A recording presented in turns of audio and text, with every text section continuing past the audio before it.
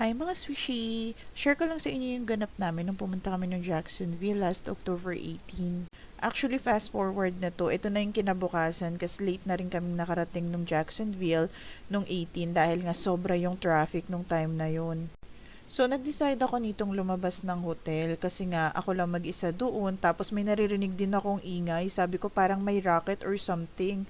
Tapos ito nga yung nakita ko, yung jet. Meron pala silang play nung araw na din na yon. So, sakto nakita ko. Ang daming tao nagvi-video nung time na yan kasi nakakatuwa talaga silang tingnan. Tapos after nyan, bumalik na rin ako ng hotel. Hindi na ako nagtagal sa beach nung time na noon.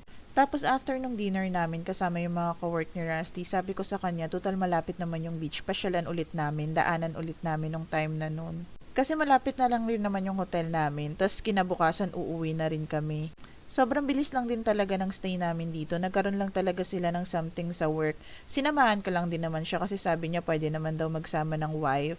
Tapos yun, tinignan lang rin naman namin yung sunset. Tapos nito, babalik na kami ng hotel. Yun lang mga swishy. Bye!